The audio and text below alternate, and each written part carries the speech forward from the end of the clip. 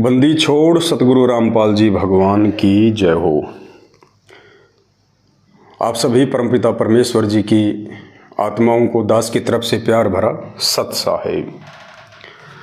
पुण्यात्माओं, जैसे आप सभी भाई बहन लाइव से जुड़ जाएं, जुड़ते ही वीडियो को ज़्यादा से ज़्यादा शेयर कर दें। तब तक हम बंदी छोड़ का मंगलाचरण करते हैं। बंदी छोड़ सतगुरु रामपाल जी भगवान की जय हो। गरीब नमो नमो शतपुरस को नमस्कार गुरु की नहीं। सुर नर मुनि जन साधुआ संतों सर्वस दीन ही। सतगुरु साहिब संत सब दंडोतम प्रणाम। आगे पीछे मध्य हुए तिनको जा कुर्बान। नराकार निर्विषम काल जाल भंजनम। निर्लेपम निज निर्गुणम अकल अनुपवेशन धुनम। सोहम सुरति समापतम सकल समाना नीरतल। उज्ज्वल हिरंबर हरदम बेपरवाह था वार पार नहीं मध्यतम। गरीब जो सुमरत सिद्ध होई गणनायक गलताना। करो अनुग्रह सोई पारस पद परवाना। आदि गणेश मनाऊं गणनायक देवन देवा। चरण कंवल लो ल्याऊं आदि अंत करूं सेवा। परम शक्ति संगीतम हृदय सिद्धि दाता सोही। अविगत गुण है अतीतम सत्य पुरुष निर्मोही। जगदम्बा जगदीशम मंगल रूप मुरारी। तन मन अर्पूं शीसम भक्ति मुक्ति भंडारी। सुर नर मुनि जन ध्यावें ब्रह्मा विष्णु महेशा। शेष शेष मुख गावें पूजें आदि गणेशा। इंद्र कुबेर सरीखा वरुण धर्म राय ध्यावें। सुमरथ जीवन जी का मन इच्छा फल पावें। 33 कोटि अधारा ध्यावें 88 उतरे भव जल पारा। कटहें यम की फांसी 33 कोटि अधारा ध्यावें 88 उतरे भव जल पारा। कटहें यम की फांसी।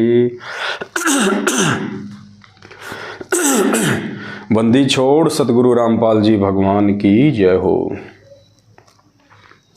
परमपिता परमात्मा सारी सृष्टि के रचनहार कुल मालिक असंख्य ब्रह्मांडों के स्वामी जगत गुरु तीनों लोकों में प्रवेश करके सबका भरण पोषण करने वाले राजाधिराज आत्माधार नाथों के नाथ देवों के देव महादेव सर्वेश्वर महेश्वर मृत्युंजय अजरो अमर आदि अनादि सनातनी प्रभु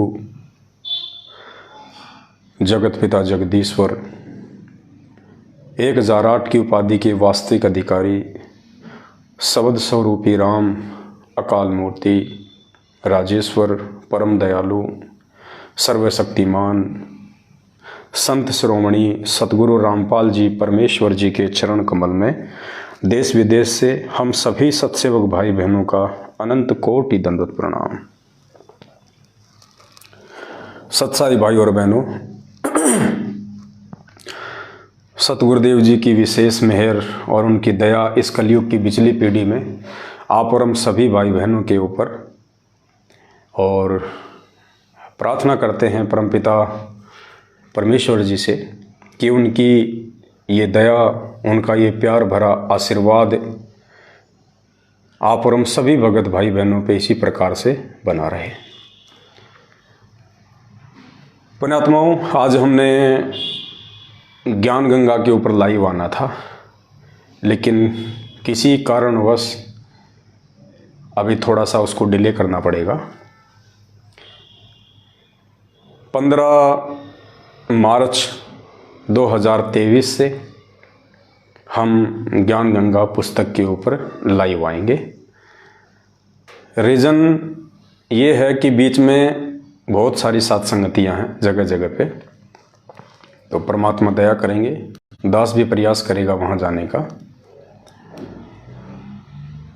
अभी 7, 8, 9 की तो बहुत जगह सात संगतियाँ हैं, उसके बाद भी 10, 11 की भी हैं। तो एक बार परमात्मा सात संगतियों से निपटा दे, उसके बाद फिर हम लगातार रोज़ाना 15 मार्च 2023, आप ये डेट ध्यान रखना, आपकी बार मालिक की दया से उक चुक नहीं होगा। 15 मार्च 2023 से हम लोग ज्ञान गंगा पुस्तक के ऊपर लगातार लाइव आएंगे।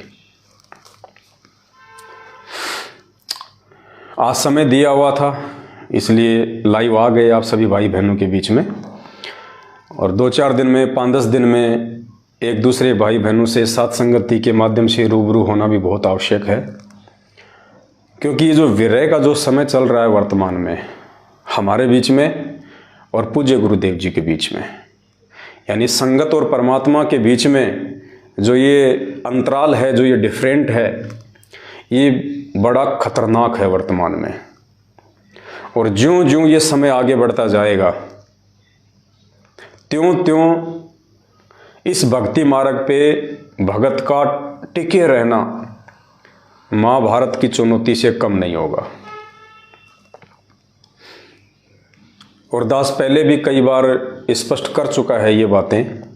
पुण्यात्माओं, सतगुरुदेव जी के इसार जेल से बाहर आने तक यदि कोई चीज़ हमें उनके सत भक्ति मार्ग पे जिंदा रख सकती है, टिका के रख सकती है, वो केवल साध संगति है। जो व्यक्ति साध संगति रूपी हाथी से नीचे उतर जाएगा, काल उसको छोड़ेगा नहीं। बिल्कुल सत्य है, जिसको मजाक लगे उनको 1000 बार लगे, लेकिन दास के मुख से परमात्मा जो बातें आपको बुलवा रहे हैं, या आज से पहले परमात्मा ने जितनी भी बातें बुलवाई हैं, आपको किसी भी बात में, किसी भी पॉइंट पे कुछ भी डिफ्रेंशिएट नज़र नहीं आएगा, क्योंकि दास अपनी मर्जी से नहीं बोलता है, मुझे कोई शौक नहीं है। जो भी बुलवाते हैं परमात्मा बुलवाते हैं और वो सत्य होता है। तो गुरुदेव के इसार जेल से बाहर आने तक यदि आपको सत भक्ति मार्ग पे मर्यादाओं के साथ अपनी उसी श्रद्धा और लगन के साथ अगर जिंदा रहना है, तो केवल साध संगति ही एकमात्र माध्यम है। 650 साल पहले की तरह अब हमने भूल कर भी धोखा नहीं खाना है। भीड़ को देख के भक्ति नहीं होती है, भीड़ को देख के नहीं चला जाता है। काशी में हम लोग इसी कारण से मार खा गए कि जिधर माहौल ज़्यादा था, जिधर भीड़ ज़्यादा थी, हम उधर दौड़ लिए। और हमने उस परमेश्वर के मिशन को कि भाई परमात्मा सत्य है, परमात्मा कभी शराब नहीं पी सकता, परमात्मा अपनी ही शिष्या के साथ में इस प्रकार से दुर्भावनापूर्ण व्यवहार नहीं कर सकता। 120 साल से जो भगवान इतना अच्छा ज्ञान दे रहा है, क्या उसमें इतनी भी समझ नहीं होगी कि वो सरेआम अपनी शिष्या को हाथी पे बैठा के और भरे बाजार में इस प्रकार से अपना जुलूस निकलवाएगा? अगर उन्होंने कुकर्म करना होता तो किसी बंद कमरे में कर लेते। इतनी बुद्धि तो एक सामान्य व्यक्ति में भी होती है। लेकिन उस समय हमने ना तो उनको गुरु माना, परमात्मा तो बहुत दूर की बात थी, इसलिए हम मार खा गए। और भीड़ का एक हिस्सा जो देखा देखी में चल रहा था, उन्होंने जैसा बोल दिया वैसा बाकी लोगों ने मान लिया, और देखा देखी में, भेड़ चाल में सब परमात्मा की मर्यादाओं से, उस पतिव्रता धर्म से नीचे गिर गए। आज भी स्थिति और परिस्थितियां वही हैं, थोड़ा समय चेंज है, और भिन्न भिन्न समय के अनुसार परमात्मा अपनी आत्माओं की परीक्षा भी भिन्न भिन्न तरीकों से लेते हैं। आज उस परमेश्वर की परीक्षा का जो तरीका है वो मर्यादाओं को लेके है, भक्ति विधि और भक्ति विधि में आचरण को लेके है, कि 27 साल से इन आत्माओं को मैंने जो अमृत ज्ञान दिया है, तुम्हें क्या कर्म करने चाहिए, क्या कर्म नहीं करने चाहिए, किस प्रकार से तुम भक्तों की रहनी करनी होनी चाहिए, तुम क्या करोगे, कौन सी वो क्रिया करोगे जिससे समाज तुमसे दिशा लेगा।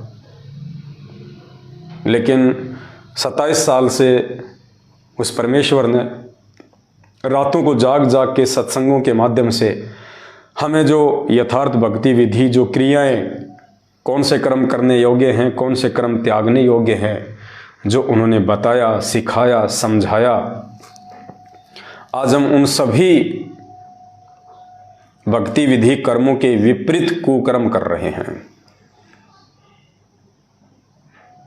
सड़कों पे ड्रामे कर रहे हैं, दुनिया को दिखा रहे हैं कि देखो हम कितने सत्य हैं। अरे जो आदमी सत्य होता है उससे अपने सत्यता प्रमाणित करने के लिए सड़कों पे ढोल पीटने की आवश्यकता नहीं पड़ती। सच्चाई तो समय आने पे वैसे ही अपनी जगह बना लेती है।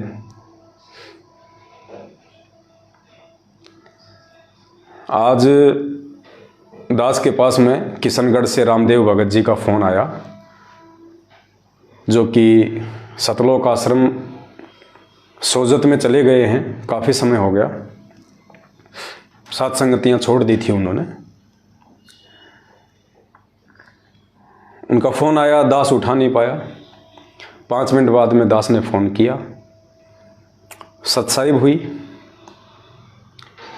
और उन्होंने कहा कि भगत जी मुझे तो सोजत आश्रम में परमानेंट सेवा मिल गई है, जूता घर में।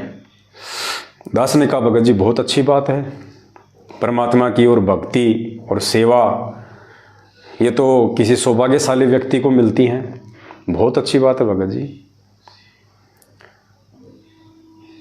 बोला मेरी इच्छा हो रही थी कि आप भी आ जाओ। मैंने कहा भगत जी हमारे विचार मेल नहीं खाएंगे। मुझे कोई दुश्मनी नहीं है, ना आपसे कोई दुश्मनी है, ना सतलोक आश्रम मैनेजमेंट हरियाणा से कोई दुश्मनी है, ना गुरुदेव के कलयुगी परिवार से मुझे कोई ऐतराज़ है, ना किसी कोऑर्डिनेटर से मेरा कोई ज़मीन का विवाद चल रहा है भगत जी। तो रामदेव जी ने कहा कि कभी कभी दिल में ऐसी लहर सी उठती है कि हम क्या लाए थे, हम क्या लेके जाएंगे, थोड़ा सा जीवन है, क्या राग द्वेष करना, इसलिए मैंने आपको फ़ोन किया है। दास ने सोचा भगत जी इतनी बात अगर आप साथ संगति में रहते सहते समझ लेते तो आज ये नौबतें नहीं आती। और भी काफ़ी बात हुई उनसे,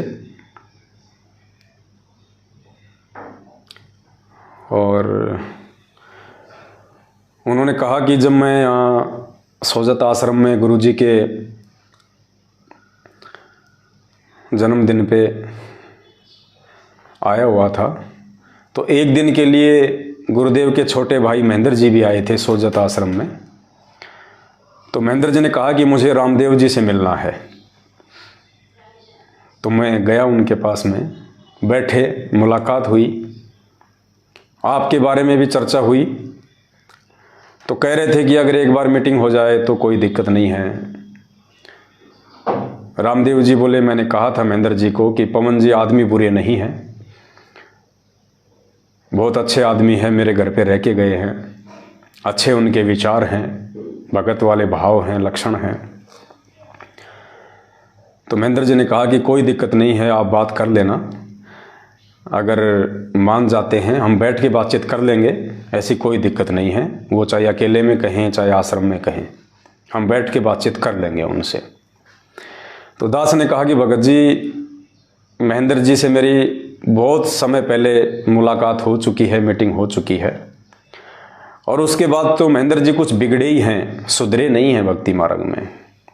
मैंने बिल्कुल यही कहा उनसे कि उसके बाद तो महेंद्र जी कुछ बिगड़े ही हैं, सुधरे नहीं हैं। और हमारा ये विचारों का मतभेद है, किसी से कोई मन भेद नहीं है।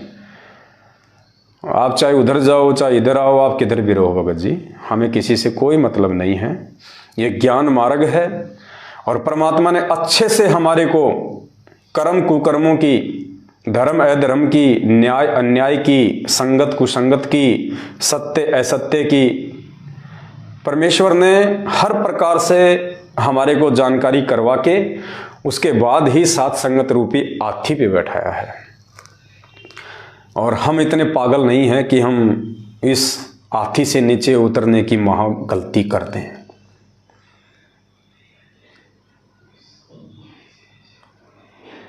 बोले भगत जी फिर भी एक बार विचार कर लेना, थोड़ा सा जीवन है। मैंने कहा भगत जी नहीं, विचार करके ही हाथी पे बैठे हैं। और दास ने कहा कि भैया महेंद्र जी से मैं क्या मीटिंग करूंगा, क्या बात करूंगा उनसे। अब उनके तो सर से ऊपर पानी निकल चुका है। मेरे ऊपर इन लोगों ने गुरुदेव के माध्यम से मुकदमा करवाया है, तो मेरा तो जो भी डिसीजन लेंगे, मेरा तो जो भी निर्णय होगा, अब सतगुरुदेव जी के हाथ में है। क्योंकि आज नहीं तो कल कोर्ट में गुरुदेव को भी आना पड़ेगा गवाही के लिए। दास तो जाएगा ही अपनी तारीखों पे, तो गुरुदेव का और दास का आमना सामना होगा। क्योंकि मुकदमा इन्होंने गुरुदेव से करवाया है, बहुत बड़ी इन्होंने गलती कर दी अपने जीवन की। तो गुरुदेव से मेरा आमना सामना होगा, उस समय वार्तालाप होंगी। और उस समय परमपिता परमेश्वर, मेरे पूज्य गुरुदेव भगवान जो भी आदेश दिशा निर्देश मुझ तुच्छ प्राणी को देंगे, मेरे लिए तो वही स्वीकारी होगा भगत जी। अगर इन लोगों की बातें मानने होती तो आज से पहले हम इन आश्रमों में बैठे होते। आप जैसे भाइयों को फ़ोन करके हमें आश्रमों में बुलाने की ज़रूरत ही नहीं पड़नी चाहिए थी। तो हमारा फैसला तो हमारे पूज्य गुरुदेव जी के हाथ में है, महेंद्र जी के हाथ में नहीं है। दास ने कहा कि हमारा तो विचारों को लेकर मतभेद है भगत जी। दास ने कहा कि भगत जी आप खुद देख लीजिए, जिस आश्रम में आप बैठे हैं, सोजत के आश्रम में, पाली राजस्थान, उस आश्रम को ऐसे सजा रखा है जैसे अनिल अंबानी के बेटे की जो मंडप की जो रस्म होती है, 7 फेरे लिए जाते हैं, चाइनीज लाइटें लगा रखी हैं, दुनिया भर का आडंबर कर रखा है, कई लाखों रुपया तो वहां पे लाइट डेकोरेशन पे खर्च कर रखा है, फूलों की डेकोरेशन कर रखी है। ये ड्रामे हमें कब सिखाए थे परमात्मा ने? ये प्रकट दिवस तो सतलोक आश्रम बरवाला में भी मनाया जाता था। उस समय तो परमात्मा ने लाइटों के कहीं कोई डेकोरेशन नहीं किए, कोई आडंबर नहीं किया परमात्मा ने। उस प्रकट दिवस या बोध दिवस की जानकारी के लिए सतगुरुदेव जी ने कभी नहीं कहा अपने भक्तों को कि भक्तों 150 गाड़ियां तैयार करो, सभी गाड़ियों के आगे पीछे बैनर पोस्टर लगाओ, सभी गाड़ियों की छत पे गरीबदास जी की फोटो लगाओ, ऊपर एक छतरी लगाओ, और बरवाड़ा से लेके हिसार तक रैली निकालो। रोड पे मिट्टी फांकने के लिए मेरे भक्तों को लगाओ पीछे पीछे। दुनिया को परेशान करने के लिए, आने वाले भाई बहनों को परेशान करने के लिए सैकड़ों गाड़ियां निकालो तुम यहां से, हाथों में झंडे दे दो।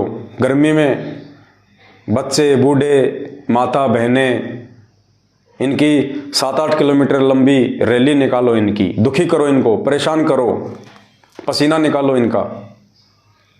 गुरुदेव ने तो कभी आदेश नहीं दिए। अरे जो त्योहार, होली, दीपावली, दशहरा, मकर संक्रांति, जिन पे हम दुनिया भर की लाइटिंग करके, दुनिया भर के डेकोरेशन सजावट करके हम जो अपना पैसा और समय बर्बाद किया करते थे, अरे परमात्मा ने अगर हमारे से वो चीजें छुड़वाई तो इन लोगों ने इन आश्रमों में वो आडंबर शुरू कर दिए। वो होली दिवालियां इन्होंने इन आश्रमों में मनानी शुरू कर दी। अरे परमात्मा का सत्संग सुनना है, राम का नाम लेना है, उसमें डेकोरेशन की कहां से जरूरत आ गई? ये दुनिया भर के आडंबर की कहां से जरूरत आ गई? उसमें दिखावा, पाखंड। भगत जी हम इन आश्रमों में नहीं आ सकते, ये हमारे लिए आश्रम नहीं है, ये मनोरंजन के अड्डे हैं। और इन मनोरंजन के अड्डों में वही आदमी जाएंगे जिनको अभी तक मनोरंजन से प्यार है, जिनको भक्ति से प्यार है, जिनको भगवान से प्यार है। वो तो अपने घर बैठ के भी भक्ति कर लेगा। अगर उस आश्रम में जाने से ही परमात्मा मिलता है या परमात्मा ज़्यादा प्रसन्न होते हैं, तो आश्रम में ऐसा क्या है? वो फोटोएं, वो सत्संग, वो भंडारा हमारे घर पे भी है। आश्रम कोई सोने चांदी का तो बना हुआ नहीं है, मिट्टी चूना ईंट पत्थर का बना हुआ है। हमारा घर भी उसी का बना हुआ है। वहाँ एक दरबार लगा रखा होगा गुरु जी का, हमने घर पे दरबार लगा रखा है। वहाँ फोटो के आगे दंडोत करते होंगे, इधर भी फोटो के आगे दंडोत करते हैं। वहाँ भी जोत जलती है, यहाँ भी जोत जला रखी है। यहाँ हम जो आरती करते हैं तीनों समय की, वो विधिवत करते हैं, शांत माहौल में करते हैं। यहाँ हम जो सत्संग सुन लेंगे अपने घर पे, शांत माहौल में सुन लेंगे। घर बैठ के हम जो मंत्र कर लेंगे, शांति से कर लेंगे। वहाँ आरती मंत्र सुमरण पहली बात तो आप कर ही नहीं सकते। करोगे तो दुनिया भर का शोर शराबा, आपका ध्यान ही नहीं लगना। तो दास ने हाथ जोड़ के रामदेव जी से प्रार्थना करी कि भगत जी, ये आश्रम आपको मुबारक हो, आपके परिवार को मुबारक हो, और जो लोग सात संगति रूपी हाथी से नीचे उतर के महाभूल कर चुके हैं, उन नासमझ लोगों को मुबारक हो। हमें तो अपनी भक्ति भली, अपना भगवान भला और अपना घर भला। बाकी हम सात संगतियों में लगे हुए हैं भाई बहनों को समझाने के लिए। और दास ने कहा कि मुझे कोई मतलब नहीं है भगत जी इन आश्रमों से, ना इनकी पाखंड क्रियाओं से मुझे कोई लेना देना है। हम तो केवल अपने आत्मिक कल्याण के लिए सात संगतियों के माध्यम से अपने भाई बहनों के साथ आगे की यात्रा करेंगे। उनका फ़ोन आया था, इसलिए दो चार बातें आप लोगों को बतानी पड़ी, वरना हम तो उनका जिक्र भी नहीं करने वाले। तो भाई और बहनों, ये आपके ऊपर सतगुरु रामपाल जी भगवान की एक विशेष मेहर समझ लेना आप लोग। और एक बात आप भाई बहनों को मैं और बता देता हूँ। दास ने पहले भी कहा था, जब 2022 शुरू हुआ था तो दास ने वीडियो में ये कहना शुरू कर दिया था गुरुदेव के आशीर्वाद से, उनकी प्रेरणा अनुसार, कि सात संगतियों से छटनी होगी और बहुत सारे अच्छे अच्छे दिखाई देने वाले भगत जो मुझ पवन दास के साथ घूमते हैं, फिरते हैं, रहते हैं। आप उन भक्तों को देख के मत चलना, उन भक्तों को देख के इस भक्ति मार्ग पे दृढ़ता मत लाना। इस भक्ति मार्ग पे अगर दृढ़ता लानी है, विश्वास बढ़ाना है, तो गुरुदेव के सत्संगों को आधार बनाना। और दास ने कह दिया था कि 2022 के अंत में एक भूचाल आएगा, सत्सेवकों की छटनी होगी, क्योंकि परमात्मा को विशेष आत्मा चाहिए, साफ सुथरी आत्मा चाहिए। छटनी होगी और बड़े बड़े बरगद के पेड़ उखड़ेंगे। और दास ने कह दिया था कि इन सभी लोगों को मैं आपको उन आश्रमों में दिखा दूंगा, उनके उन नामदान केंद्रों पे जाके कोई सतनाम ले रहा होगा, कोई अपने नाम का जो है शुद्धिकरण वहाँ जाके करवा रहा होगा। काफ़ी लोगों को यकीन नहीं हुआ कि पवन भगत जी ऐसा नहीं हो सकता, आपके साथ तो बहुत दृढ़ भगत रहते हैं, ऐसा नहीं हो सकता। लेकिन जब 2022 का अंत का समय आया, आप सभी ने देख लिया किस प्रकार से क्या हुआ। अब और बोल रहा है दास, इसको भी नोट कर लेना, इसमें भी आपको रति भर भी इधर उधर नहीं मिलेगा। पुण्यात्माओं, जो लोग साध संगति रूपी हाथी से नीचे उतर के और उस तरफ चले गए हैं, जिन्होंने परमात्मा से अपना अविश्वास प्रकट कर दिया, क्योंकि ज़्यादातर लोग तो इस कारण से गए हैं कि पवन भगत जी तो जेल चले गए, अब क्या पता ये मैनेजमेंट हमें भी जेल ना करवा दे। वो डर गए और इस डर के मारे उन्होंने सतलोक आश्रम मैनेजमेंट हरियाणा की गुलामी स्वीकार कर ली। कुछ लोगों ने यह सोचा कि यार क्या पता गुरुजी आएंगे या नहीं आएंगे, अब ये पवन दास भी जेल चला गया है, अब सात संगतियां तो चलेंगी नहीं। लेकिन उनको ये नहीं पता था कि सात संगतियां पवन दास ने शुरू नहीं की। जो पवन दास नहीं रहेगा तो सात संगतियां नहीं चलेंगी। ये सात संगतियां सतगुरु रामपाल जी भगवान ने शुरू करवाई हैं और ये उनका काम था कि उन्होंने कैसे सात संगतियां चलवानी थी। और दास के जेल जाने के बाद तो सात संगतियां और भी ज़्यादा हुई हैं। बहुत सारे लोग ये सोच के चले गए कि अगर कल को गुरुजी मैनेजमेंट की तरफ आ गए तो हमारा क्या होगा, हमें तो आश्रमों में घुसने नहीं दिया जाएगा। कई लोग इस डर के मारे सतलोक आश्रम मैनेजमेंट हरियाणा की तरफ चले गए। पुण्यात्माओं, दास आपको आज एक बात कह रहा है, ये भी सत्य होगी परमात्मा के आशीर्वाद से। जो लोग साथ संगति छोड़ के मैनेजमेंट की तरफ चले गए हैं, गुरुदेव के हिसार जेल से बाहर आने तक वो लोग आपको सतलोक आश्रम मैनेजमेंट हरियाणा में भी नहीं दिखाई देंगे। वो लोग दूसरे नकली संतों की शरण में निकल जाएंगे। ये भी आज आपको यकीन नहीं हो रहा होगा, लेकिन ये सत्य होगा।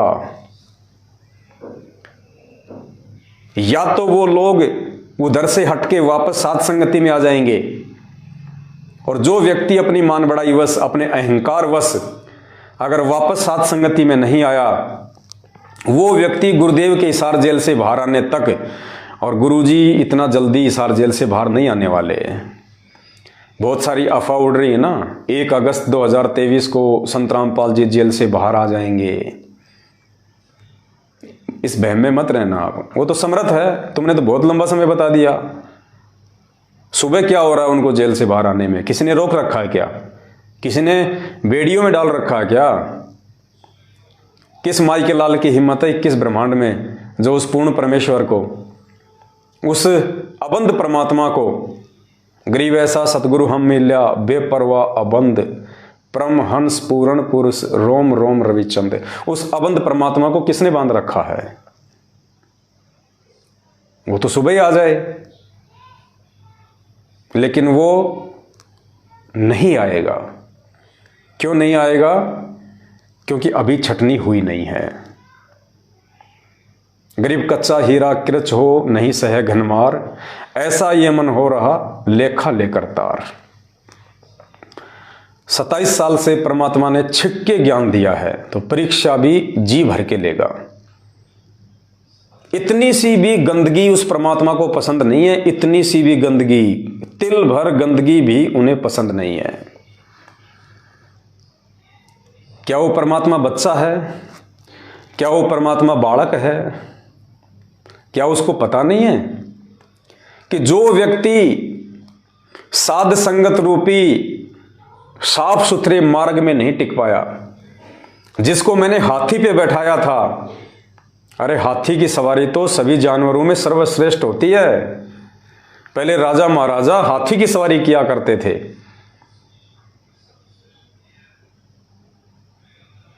जो व्यक्ति साध संगति रूपी हाथी पे नहीं टिक सका, वो व्यक्ति सतलोक आश्रम मैनेजमेंट हरियाणा के वहां पे कैसे टिक जाएगा?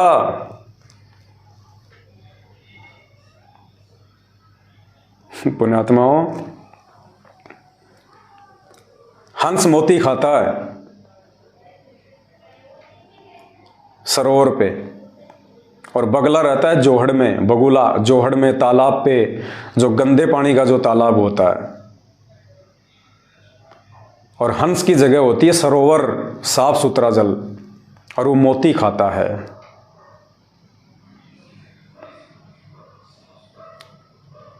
हंस यदि सरोवर में नहीं टिक पा रहा, वो जोहड़ में कभी नहीं रुक सकता। भले वो देखा देखी में चले जाए, दूसरे पक्षियों के बहकाने पे, बढ़ा चढ़ा के पेश करने पे, हो सकता है वो बगुला, वो हंस भ्रमित होके सरोवर को त्याग दे, और वो उन बगुलों के साथ में उस गंदे पानी के जोहड़ और तालाब पे वो चला भी जाए, लेकिन कितने दिन रुकेगा वहां पे?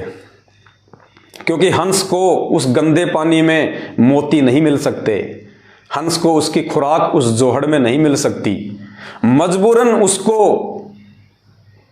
या तो वापस उसी सरोवर पे आना पड़ेगा, और वो ये सोचे कि वहां जाऊंगा तो मेरी बेइज्जती हो जाएगी, लोग क्या कहेंगे। आ गए ना, पहले कह रहे थे ना हाथी से नीचे उतरने की गलती कर दी, आना पड़ा ना वापस। या इस डर से, अपनी बेइज्जती के डर से उसे कहीं और शरण लेनी पड़ेगी, किसी दूसरे सरोवर को ढूंढना पड़ेगा। क्योंकि घोंगे और कीड़े और मकोड़े तो वो खा नहीं सकता,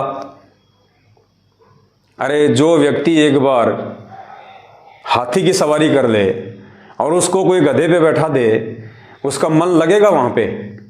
थोड़े दिन तो लग सकता है, लेकिन जब उसको वो धक्के लगेंगे ना और वो गधे की रीढ़ की हड्डी जब उसको चुभना शुरू होगी, तब उसको एहसास होगा कि यार ये हाथी तो नहीं है, मेरे को तो भ्रमित कर दिया कि ये छोटा हाथी है।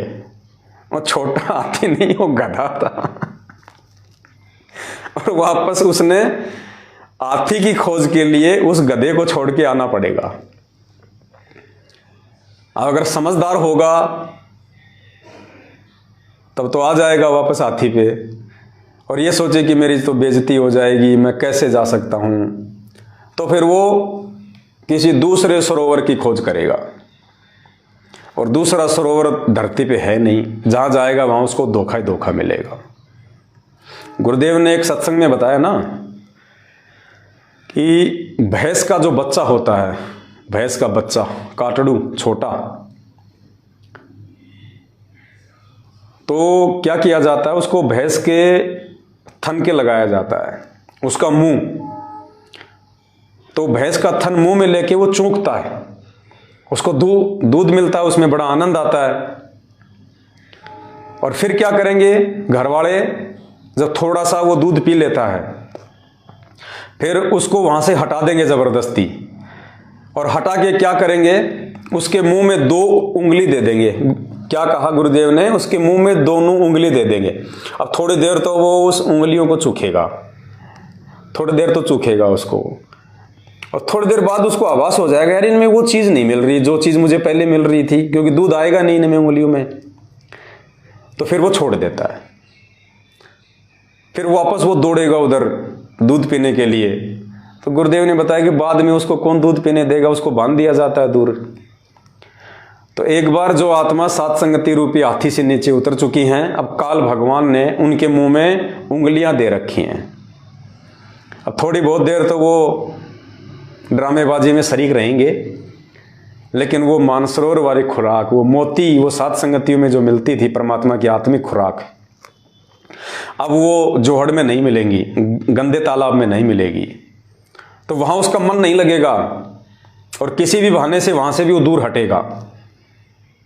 समझदार होगा तो सात संगति में आ जाएगा, वरना अपनी दुर्गति करवाएंगे। इस बात को नोट कर लेना आप।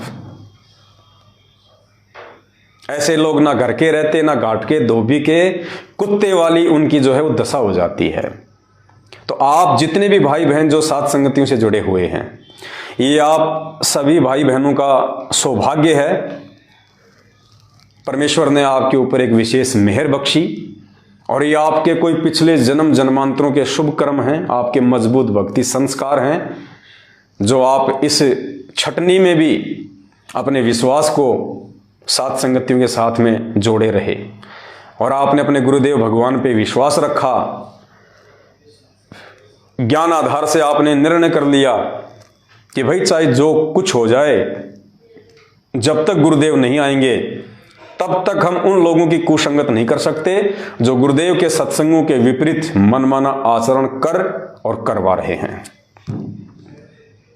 अपने कर्म बिगाड़ने से तो अच्छा है हम सात संगति में ही हम बैठे रहें, हम जुड़े रहें।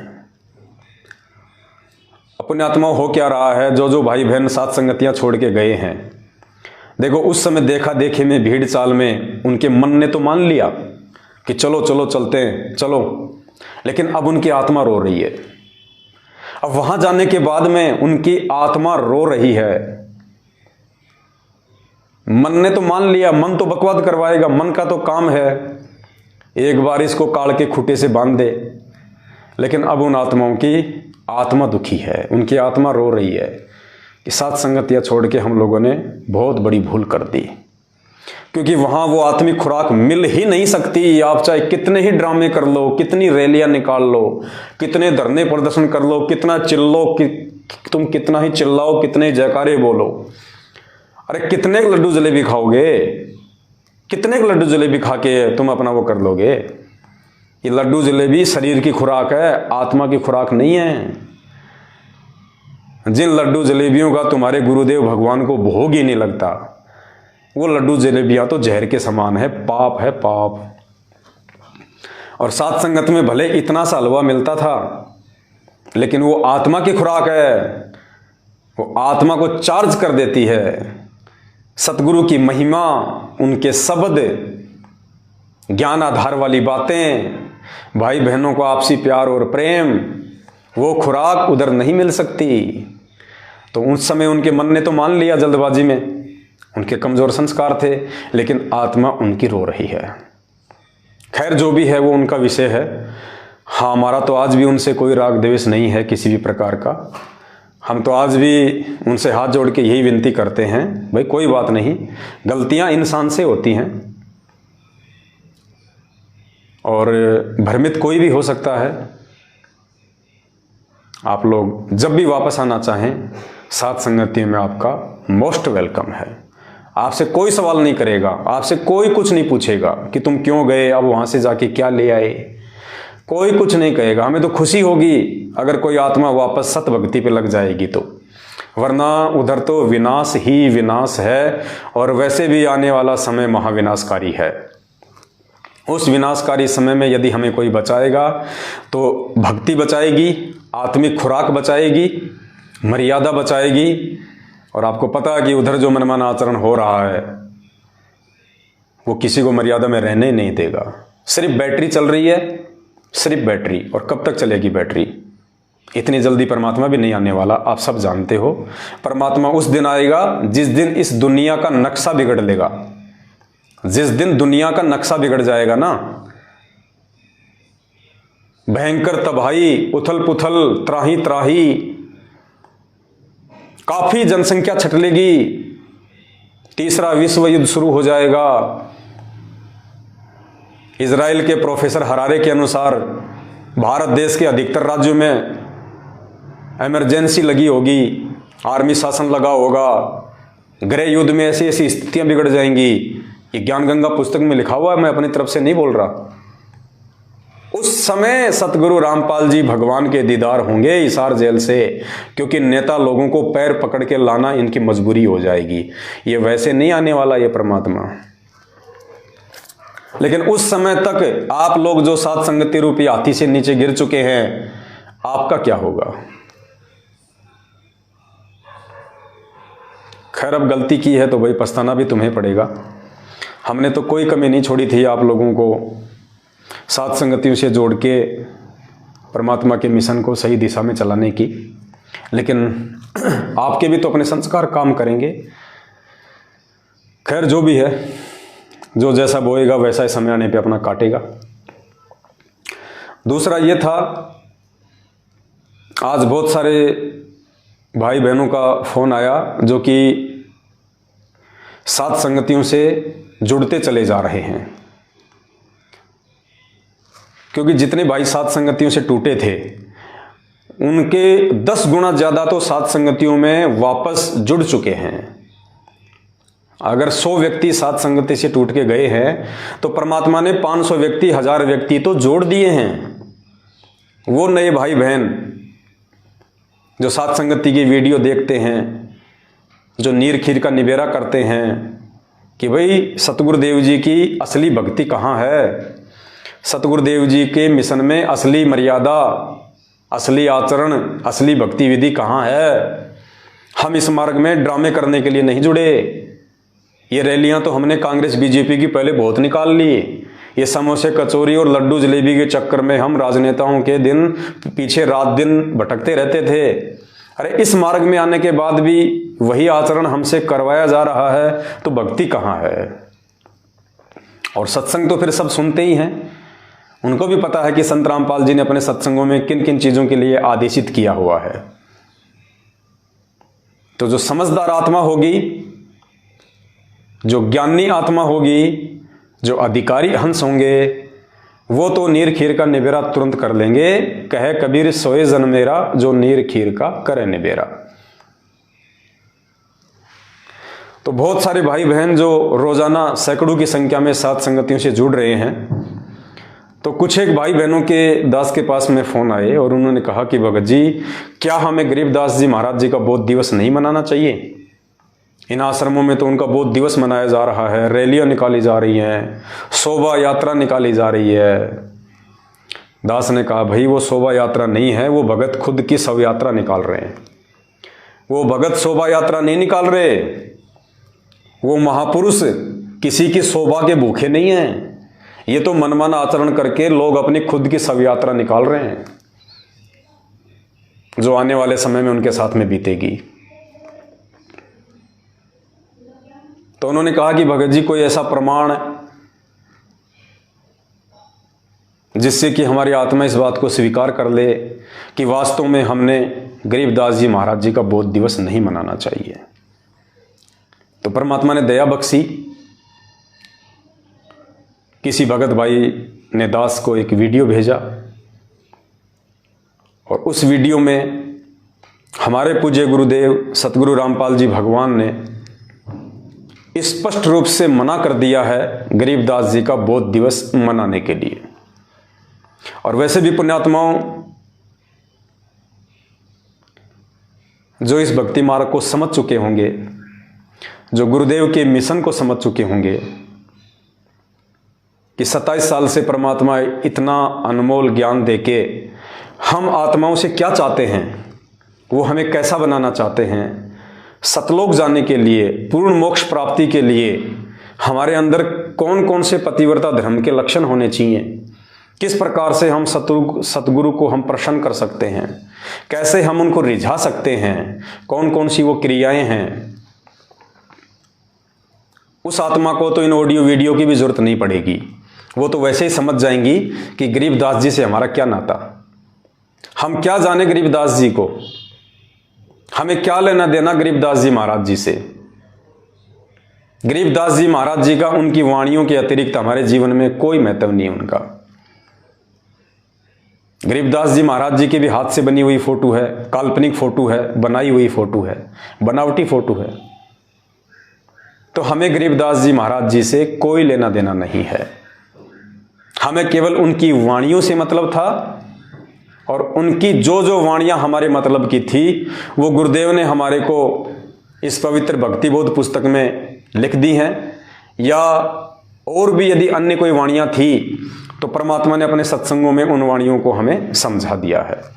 बाकी हमें गरीबदास जी महाराज जी से या उनकी शकल से, उनकी फोटो से, उनकी सूरत से, उनकी रैलियों से, उनकी शोभा यात्रा से, उनके बोध दिवस से उस आत्मा को कोई लेना देना नहीं है जिस आत्मा को इसी जन्म में मोक्ष प्राप्त करना है।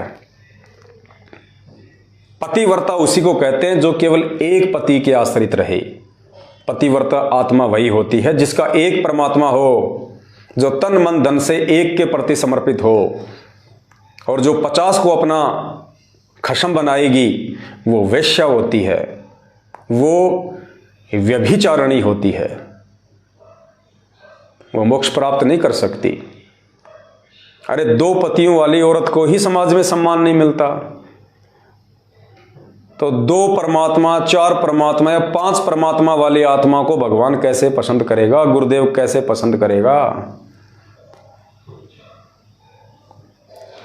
फिर भी आप सभी भाई बहनों के विश्वास को दृढ़ करने के लिए, ताकि आपके मन में कहीं भी ये शंका या गुंजाइश ना रहे कि परमात्मा सात संगतियों के माध्यम से जो भी संदेश दिलवाते हैं वो गलत होंगे। अब ये क्या बताते हैं मानी, तो आपको गुरुदेव भगवान का एक सत्संग सुनाते हैं, सतगुरु रामपाल जी परमेश्वर जी का। इस सत्संग के माध्यम से उन्होंने स्पष्ट रूप से मना कर दिया है गरीबदास जी की पूजा करने के लिए। देखो पुण्यात्माओं, परमात्मा संकेत ही करेगा, और कहते हैं शब्द सैन सतगुरु की पहचान है, वो पावे अटल सुहाग है। जो सतगुरुदेव जी के द्वारा सत्संगों में किए गए संकेतों को पकड़ लेगा, समझ लेगा, कहते वही आत्मा उस अटल सुहाग को, उस कबीर परमेश्वर को, उस अविनाशी स्थान को प्राप्त कर सकती है।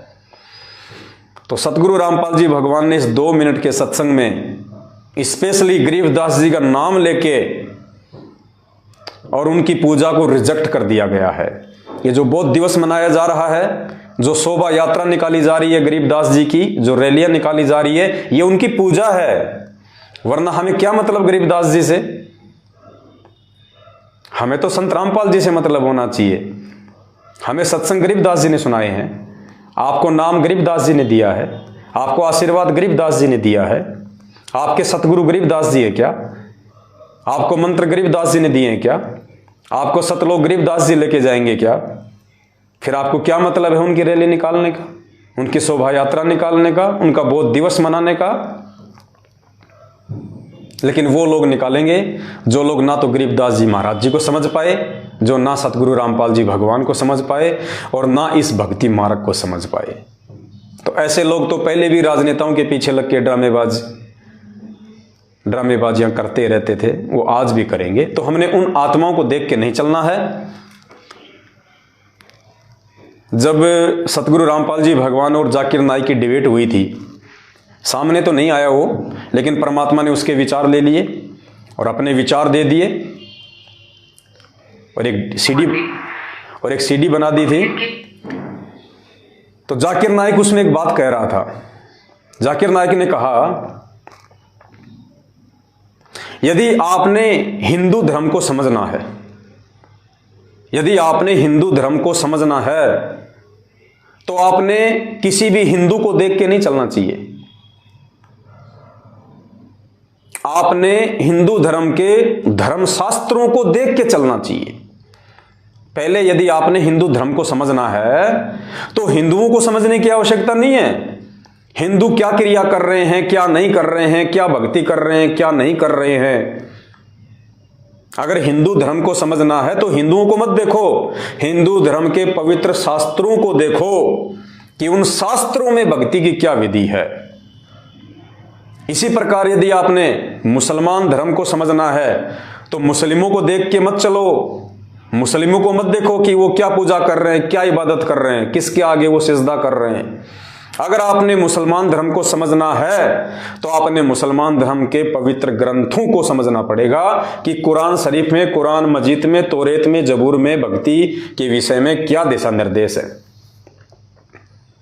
ठीक इसी प्रकार पुण्यात्माओं, यदि आपने संत रामपाल जी भगवान और उनकी भक्ति विधि को समझना है तो आप भक्तों को मत देखिएगा, भगत क्या ड्रामा कर रहे हैं, क्या शोभा यात्रा निकाल रहे हैं, क्या रैलियां निकाल रहे हैं, क्या डेकोरेशन कर रहे हैं, क्या लड्डू जलेबियों के ढेर हो रहे हैं, क्या भीड़ की भीड़ जा रही है, क्या वो मनमाना आचरण कर रहे हैं। नहीं, अगर आपने संत रामपाल जी भगवान और उनकी भक्ति विधि को समझना है, जानना है, तो आपने संत रामपाल जी महाराज जी के सत्संगों को सुनना पड़ेगा, उनके सत्संगों को जानना पड़ेगा, उनके सत्संगों का निष्कर्ष निकालना पड़ेगा, विचार करना पड़ेगा कि संत रामपाल जी भगवान ने क्या भक्ति विधि बताई है। अगर भक्तों को देख के चलोगे तो 650 साल पहले काशी वाला हाल हो जाएगा, ना घर के ना घाट के धोबी के कुत्ते। तो गरीबदास जी महाराज जी का बोध दिवस मनाना चाहिए या नहीं मनाना चाहिए, गरीबदास जी महाराज जी की पूजा करनी चाहिए या नहीं करनी चाहिए, ये शोभा यात्रा निकालना, ये रैलियां निकालना, बोध दिवस मनाना, ये उनकी पूजा है, ये गरीबदास जी की पूजा है। और इस पूजा का क्या प्रतिफल मिलेगा ये तो भविष्य बताएगा उन आत्माओं को जो वहां अपनी आंख नहीं खोल पा रही। लेकिन हमने संत रामपाल जी भगवान के भगत होने के बाद, उनसे ये तत्व ज्ञान लेने के बाद, पतिव्रता धर्म की पढ़ाई पढ़ने के बाद कि पतिव्रता आत्मा क्या होती है, उसके बावजूद यदि हम गरीबदास जी का बोध दिवस, उनकी शोभा यात्रा अगर मनाते हैं तो पुण्यात्माओं, उसके लिए हमने गुरुदेव के सत्संगों को आधार बनाना पड़ेगा। और इस सत्संग में गुरुदेव ने स्पष्ट रूप से गरीबदास जी का नाम लेते हुए मना किया है कि ये जो छुड़ाने वाले हैं, जो दूसरे संत हैं, ये गरीबदास जी को पूजते हैं, उसके आगे दीपक लगाते हैं, हरिदास जी को पूजते हैं, उसके आगे दीपक लगाते हैं, कहते हैं ये व्यर्थ है, व्यर्थ है। यानी गरीबदास जी की पूजा को संत रामपाल जी महाराज जी ने बिल्कुल रिजेक्ट कर दिया है। ये संकेत कर दिया परमात्मा ने। अगर कोई समझ जाए तो परमात्मा कहते हैं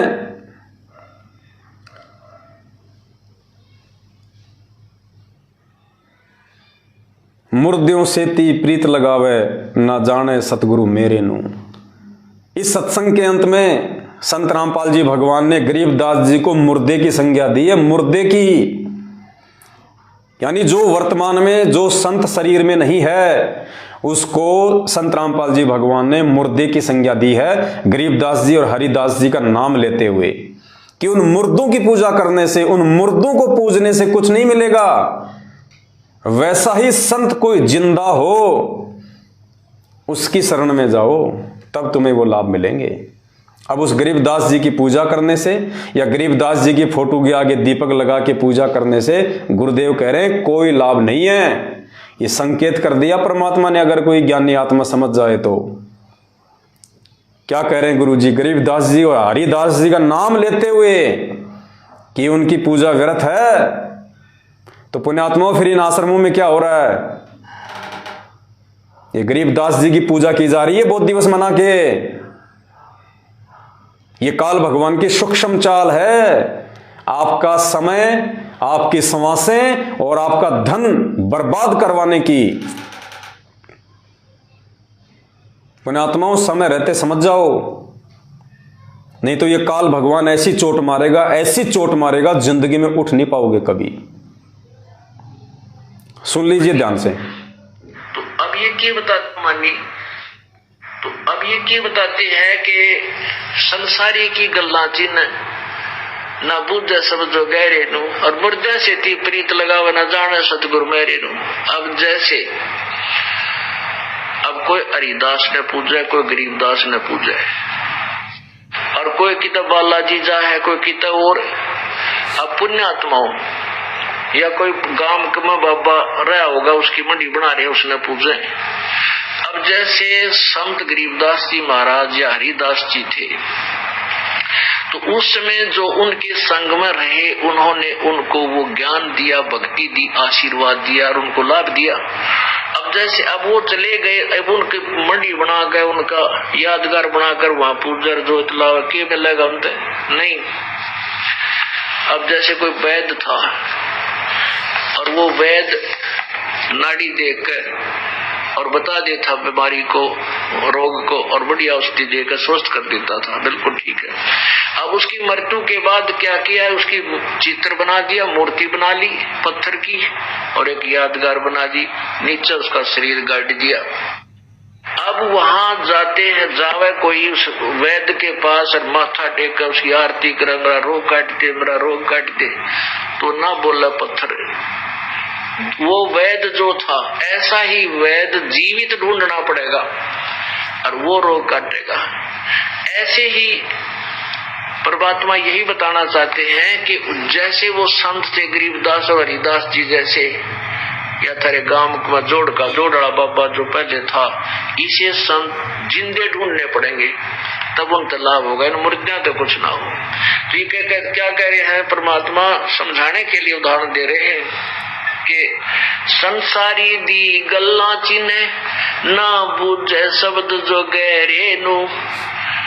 संसारी दी गल्ला चिन्ह ना बुझे शब्द जो गहरे नु। मुर्दों से ती प्रीत लगावे न जाने सतगुरु मेरे नु। मैं तो दे दी बालम बैरे नु, मैं तो दे दी है बालम बैरे नु। श्वेत छतर शेर मुकुट। रामपाल जी महाराज जी ने मुझे कबीर साहिब जी के सिंहासन के पास। पुण्यात्माओं, भले आप साध संगति में देखा देखी में आ गए, वो कहते ना कि अंधेरे में तीर लग गया। भले ही आप साध संगति में शुरू में देखा देखी में जुड़े थे, लेकिन आपका वो अंधेरे में फेंका गया तीर बिल्कुल सटीक निशाने पे लगाया परमात्मा ने। साध संगति ही एकमात्र वो मार्ग है पूरे विश्व में जिसके माध्यम से संत रामपाल जी भगवान अपनी आत्माओं को सतलोक के लिए तैयार कर रहा है।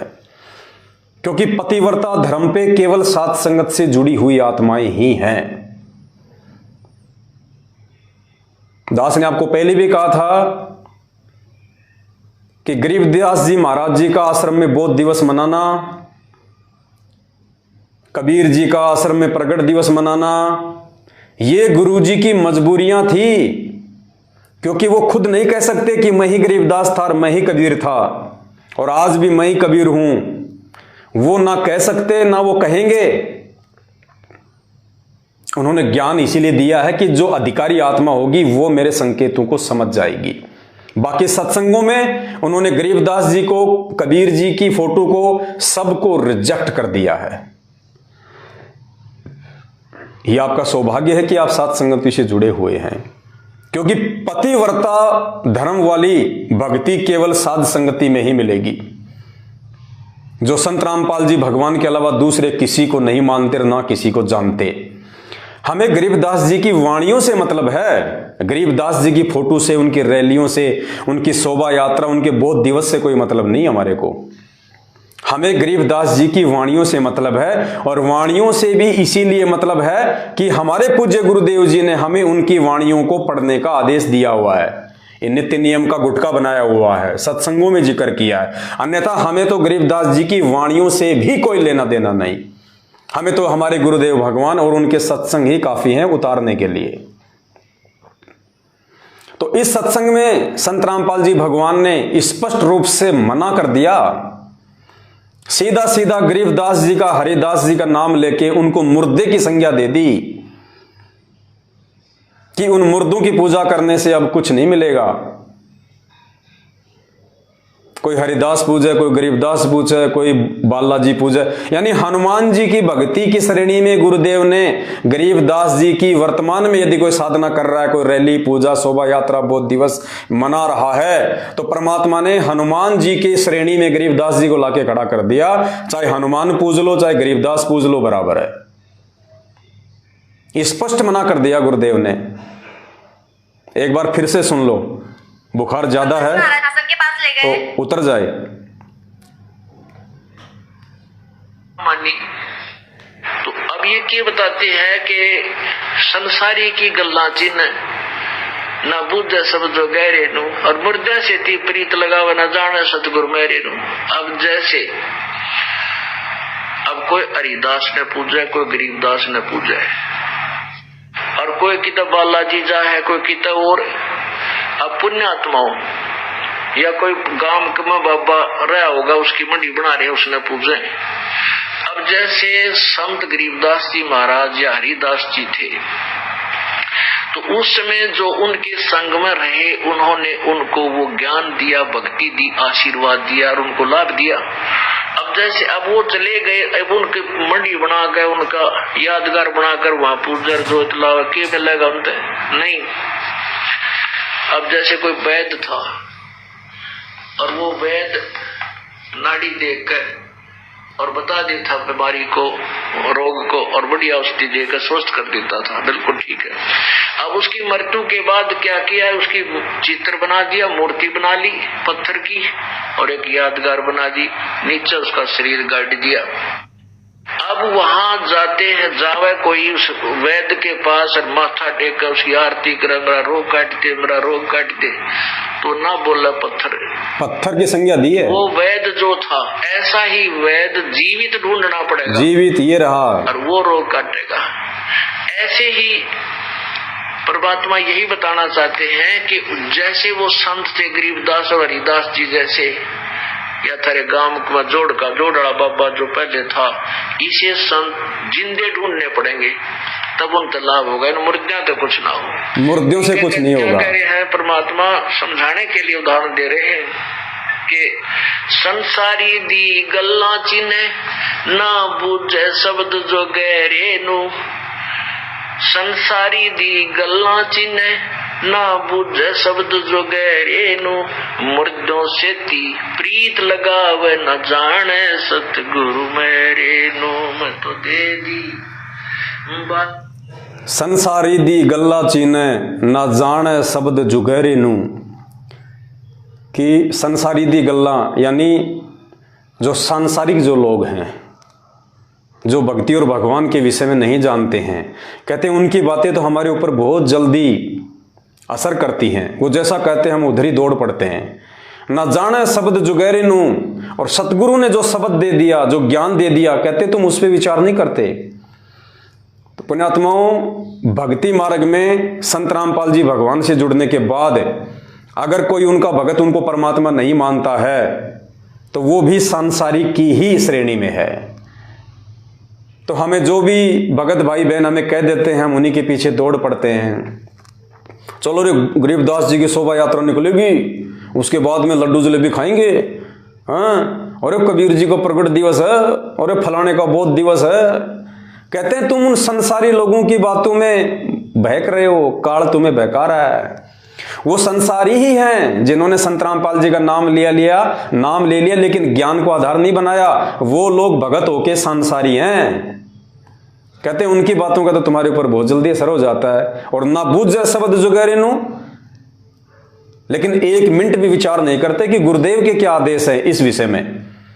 गरीबदास जी का बोध दिवस मनाने के विषय में गुरुदेव के क्या आदेश है, क्या दिशा निर्देश है, सत्संगों में क्या समझाया है परमात्मा ने। क्या गरीबदास जी का बोध दिवस मनाने से, गरीबदास जी को पूजने से मेरा भला होगा? क्या गरीबदास जी की रैली निकालने से, वो पसीना बहाने से, समय और धन बर्बाद करने से मेरा कुछ भला होगा? या सतगुरु रामपाल जी भगवान की घर बैठ के शांति से भक्ति करने से मेरा भला होगा? तो कहते हैं संसारी दी गल्ला चिल्ले, ना जाने शब्द जुगैरे नू। और मुर्दों सेती प्रीत लगावे, ना जाने सतगुरु मेरे नू। तो परमात्मा ने गरीबदास जी महाराज जी को मुर्दे की संज्ञा दे दी है। भाई और बहनों, ऐसा ही होता है जब सतगुरु अपने भक्तों की ज्ञान दे के परीक्षा लेता है। 650 साल पहले भी ऐसा ही था। आज हमें वो परीक्षा बहुत छोटी सी लगती है। आज हम सोचते हैं यार कैसे मूर्ख बन गए उस समय लोग। उन्होंने कैसे विश्वास कर लिया कि यार कबीर जी हाथी पे बैठ के शराब पिएंगे, वैश्या के ऊपर हाथ रख के ऐसा सब कुछ करेंगे। आज हमारी समझ में आ रही है, लेकिन उस समय वो परीक्षा देने वाले आप और हम ही थे, कोई और नहीं थे। हम ही थे।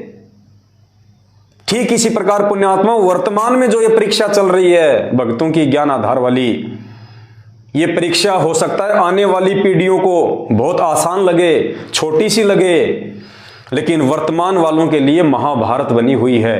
वो डिसीजन ही नहीं ले पा रहे 650 साल पहले की तरह कि हम क्या करें क्या ना करें, जबकि ये डिसीजन लेने के लिए परमात्मा ने हमें अक्षर ज्ञान युक्त किया, हमें शिक्षा दी, हमें सभी धर्मशास्त्रों का अध्ययन करवाया, रातों को जाग जाग के 27 साल से सत्संग किए, फिर भी हम डिसीजन नहीं ले पा रहे।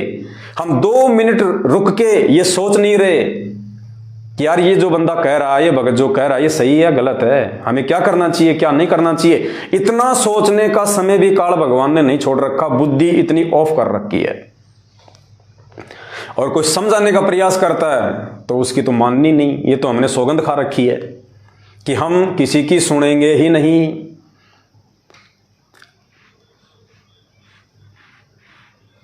एक पिता अपनी पुत्री की शादी के लिए लड़का ढूंढ रहा था और उसकी जो बेटी थी वो 16 गुण संपन्न थी। 16 गुण होते हैं, 16 गुण संपन्न थी वो।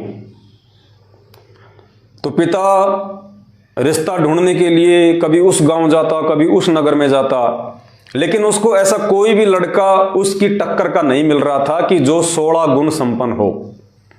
और लड़की ने कह दिया था कि पिताजी मैं तो शादी उसी से करूंगी जो सर्वगुण संपन्न हो, 16 गुण संपन्न हो। बड़ी समस्या आ गई बाप के सामने। काफी कुछ प्रयास किया, नहीं मिला। अंत में एक गांव में एक परिवार मिला जिसमें एक लड़का था जिसमें 14 गुण थे। 16 तो नहीं थे, उसके अंदर 14 गुण थे। वो 14 गुण संपन्न था। तो बाप ने कहा कि भाई एक बार बेटी से पूछ लेता हूं। तो बेटी के पास आया और कहा कि बेटी देख, मैं बहुत दुखी हो चुका हूं, परेशान हो चुका हूं, और बड़ी मुश्किल से मेरे को एक लड़का मिला है जो 14 गुण संपन्न है, और बेटी मुझे तो मिल नहीं रहा, तेरे को कोई मिले तो तू देख ले। तो बेटी ने कहा, सोचा कि बाप भी बहुत ज्यादा दुखी हो गया, परेशान हो गया।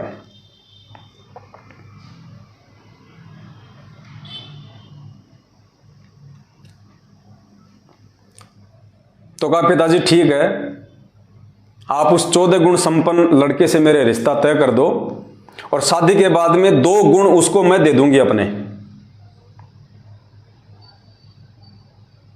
1 गुण उसको मैं दे दूंगी अपना, तो हम दोनों जो है 15-15 गुण संपन्न हो जाएंगे। तो कहा ठीक है भाई, रिश्ता तय कर दिया, शादी हो गई। अब शादी होने के बाद में लड़की ने सोचा कि लो भाई इसको वो 1-2 गुण मैं अपने दे देती हूं इसको। तो लड़के ने पूछा जी आप 14 गुण संपन्न हो? बोले जी हाँ।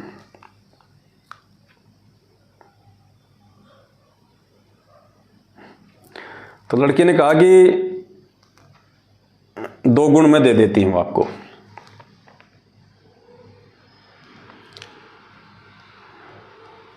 तो लड़के ने कहा कि देख भाई मेरे जो 14 गुण है ना उनकी क्या खासियत है बताऊं तेरे को? बोले हाँ बता।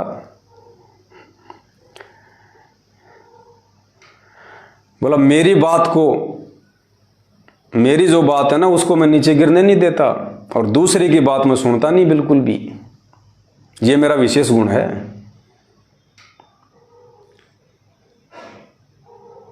मेरे से ऊपर कोई बात कहे उसको तो मैं सुनता नहीं, और दूसरा अगर मुझे कोई अपनी बात कहे मानने के लिए तो उसकी बात मैं मानता नहीं, ये मेरा विशेष गुण है।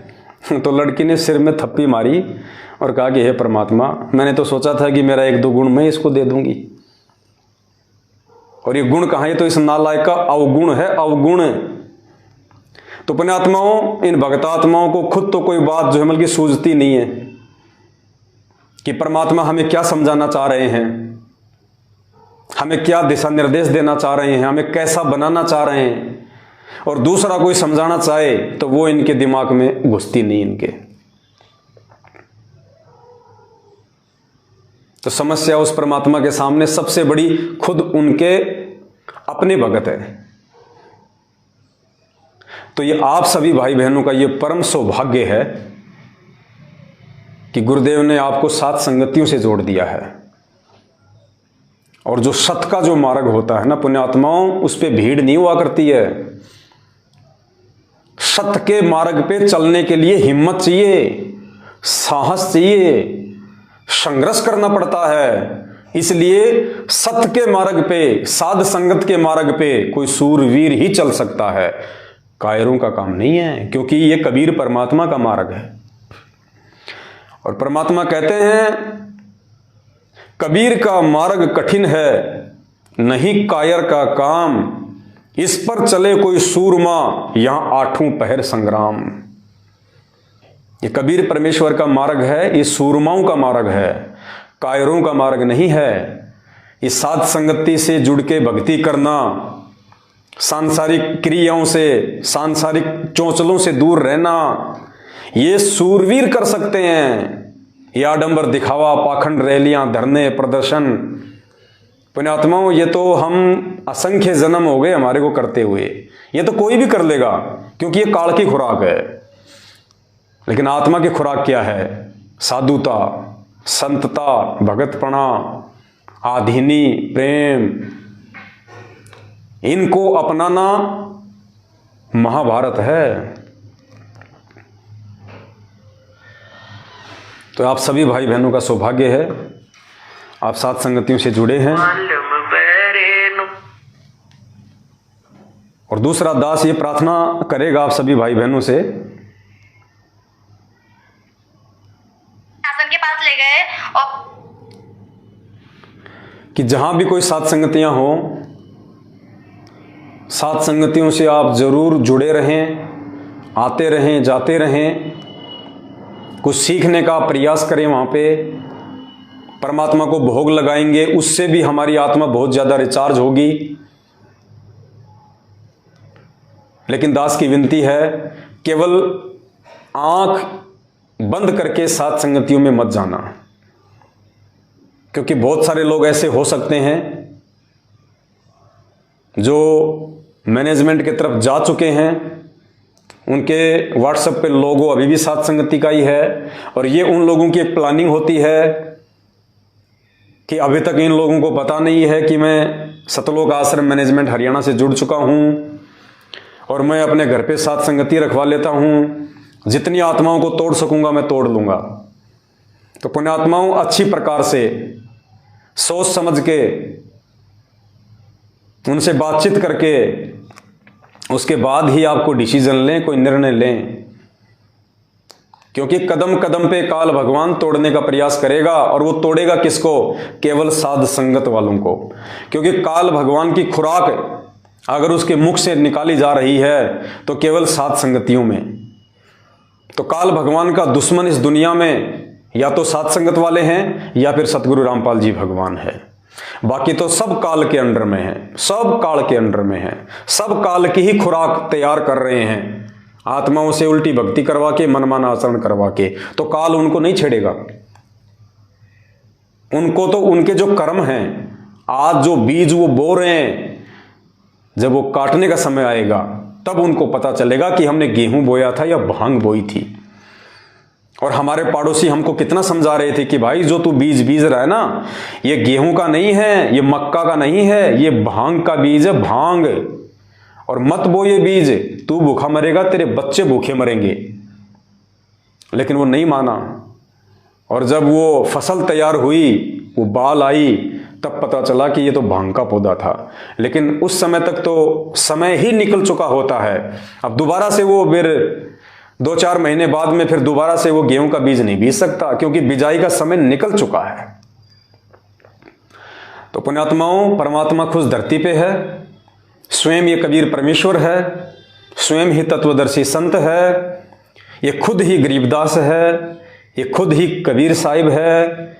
हमने केवल इन्हीं का प्रकट दिवस मनाना है और किसी से हमने कोई लेना देना नहीं होना चाहिए। हमारा तन मन धन सब इन्हीं के श्री चरणों में समर्पित होना चाहिए। हमें एकमात्र इन्हीं से उम्मीद होनी चाहिए, एकमात्र इन्हीं से हमारे को आस होनी चाहिए। आप संध्या आरती में पढ़ते हो, तारेंगे तारेंगे तहतीक सतगुरु तारेंगे। यानी हम सतगुरुदेव जी से ही हम ये उम्मीद लगा रहे हैं कि इस काल के लोक से सतगुरुदेव जी हमारे को पार करेंगे, हमारे को तारेंगे। तो फिर गरीबदास जी का बोध दिवस कहां से आ गया बीच में? कबीर जी का प्रकट दिवस कहां से आ गया बीच में? जब आपके गुरुदेव आपको पार करेंगे और आप उन्हीं से प्रार्थना कर रहे हो, फिर औरों को पूजने की आवश्यकता क्या है? औरों को खुश करने की आवश्यकता क्या है? औरों को मनाने की आवश्यकता क्या है? आपने किसके साथ फेरे लिए?